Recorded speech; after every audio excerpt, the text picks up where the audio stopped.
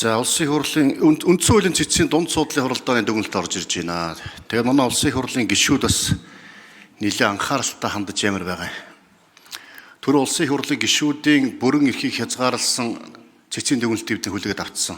Уулын их хурлын гишүүдийн бүрэн эрх 4 жилийн хугацаатай түрүүн цэцгийн дүгнэлт хүлээж авсан одоо бидний бүрэн эрх 3.6 жилийн хугацаатай болцсон. За энэ удаагийн дүгнэлтийг бол би бас хүлээж авах нь зүйтэй юм байна гэж харж байгаа. Шүүгчийн настай, шүүгчийн одоо бүрэн эрхтэй холбоотой асуудал. Шудраг үнийг дэнсэлдэг, хараат тус бие даасан үйл ажиллагаа явуулах ёстой. Шүүгч маань одоо хараат тус байх бололцоо уламжийг бүрдүүлэх тал дээрээс энэ цэцгийн дүгнэлт үнэтэй холбоотой байна. 19 онд бид үндсэн хуулийн нэмэлт өөрчлөлт хийсэн. Тэр үед үндсэндээ нийгмийн сэтгэл зүй, ард иргэд бол энэ шүүх шудраг биш болчлоо. Шүүгч нар хараат болчлоо. Ерөөсөө дохио зангаар ажилладаг болчлоо. Ийм үед одоо тийм үү шүүхд итгэл алгаа, шудрагаас Монгол улсад алгаа гэдэг байсан. Хэрэг бүртгэх, мөрдөн байцаах цагдаа хүнээс хамааралтай, хяналт тавих прокурор нь хамааралтай, тэр шудраг үнийг дэнслэх шүүгч нь хамааралтай. Ийм одоо хонгил угсарцсан байна. Энэ хонглыг л одоо нурай устгахыг гэж 19 он үндсэн хуулийн өөрчлөлт хийсэн. Үүгээрээ шүүхийн одоо бие даасан хараат тус эдийн засгийн хувьд, улс төрийн хувьд, эрх зүйн хувьд одоо хараат тус байхыг үндсэн хуулиар бид хийсэн. Шүүгчийн одоо бие даасан улс төрчтэй хамааралгүй байх энэ одоо бүх бололцоо үндсэн хуулинд хийсэн. Энэ хүрээндээ 2021 онд энэ шүүхийн тухай багц хуулийг баталсан. Олон сайн зүйлүүд хийсэн. Шүүхийн сахилгын орон шинээр байгуулагдсан. Шүүгч нарын ёс зүй, сахилга, хууль зөрчил асуудал энд шийдэгдэх болсон. Шүүхийг хэрхэн сонгож, шалгаруулж, томилж ажиллуулах уу? Шүүхийн эрх зөвлөл хараат тусаар ажиллах бололцоотой болсон.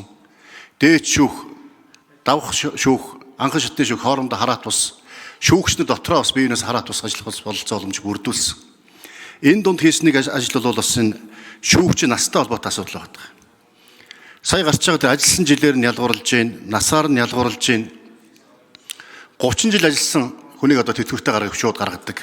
55 нас хүрсэн шүүгчийг шууд одоо тэтгэврт нь одоо хөөж гаргадаг. Ийм хуулийг өдөр хийсэн. Тэгэхээр одоо давуу талтай олон зүйл байгаа. Энэ тал дотор бас нэг явсан нэг сул тал одоо тийм үү. Алдаатай зүйл нь бол энэ шүүгчийг насаар нь ялгуурлаж байгаа, ажилласан жилээр нь ялгуурлаж байгаа байдал юм байна гэж бас харж байгаа.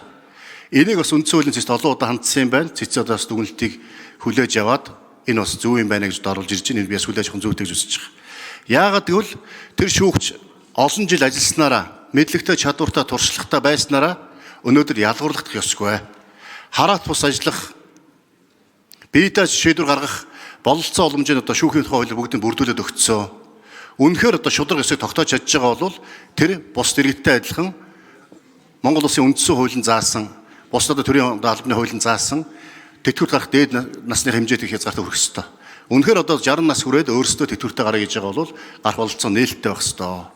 Ийм байдлаар одоо бас энэ үндсэн хуулийн цэцгийн дүгнэлтийг хүлээж аваад холбогдох одоо хуулиндаа бас өөрчлөлт оруулаад явах нь зүйтэй гэж бас би бодож байгаа. За үүнтэй адилхан бусд одоо хуулиуд төрийн албан хаагч нар төрийн тусгай албаныхныг бас тийм үү насаар нь ялгуурласан, хязгаарласан, ажилласан жил туршлагаар нь тийм үү мэдлэг чадвараар нь тийм ялгуурласан юм заалтууд байдаг бол бид нар бас давхарт нь харж үзэх ёстой. Миний одоо санаж байгаагаар прокурорын тухай хуулинд бас бид нар прокурорыг бас 60 нас гэдээ оруулсан санагдаж байна. Өөр одоо иймэрхүү хуулиуд юу вэ? Хууль зүйн байнгын орон дээр судалгаа хийсэн байдаг болов мэдээлэл өгч хариулт авахыг хүсэж байна. Иймэрхүү одоо дагалж одоо бусад хуулиудаас нэмэлт өөрчлөлт оруулж энэ насаар нь ажилласан жилээр нь туршлагаар нь мэдлэг чадвараар нь ялгадаг байдлыг биднээс таслан зогсоож нэг зэгсгэн зүв баха. Иймэрхүү байдал. За үг хэллээ. Аюуш. За зохиотор гişүү хариулт өгье. Яг бямцах гişүүний асууж байгаа энэ асуулт бол айгүй чухал асуулт. Хит хитэн газар ийм зөрүүтэй одоо үндсэн хуулийн цэц Монголд мөрдөгдөх нэг зарчмыг батлаад өгж штэ. Тэгээ энийг би дагуулад юу хууль зүйн байнгын оронд яг энэ үүргийг өгсөн байгаа. Бусад ямар байгууллагууд дээр энэ зөрчил бидний мэдж байгаа хит хит дээр байгаа юм. Тэгэхээр энийг жигдэлж оруулж ирж хууль жигд мөрдөгдөх ёстой. Түүнээс ялгуурласан байдалтайгаар өөр төрийн нэг л одоо тогтолцоонд өөр байгууллагад өөр журам үйлчлэх ёсгүй шүү гэсэн үүднээс би тийм чиглэл өгсөн байж байгаа.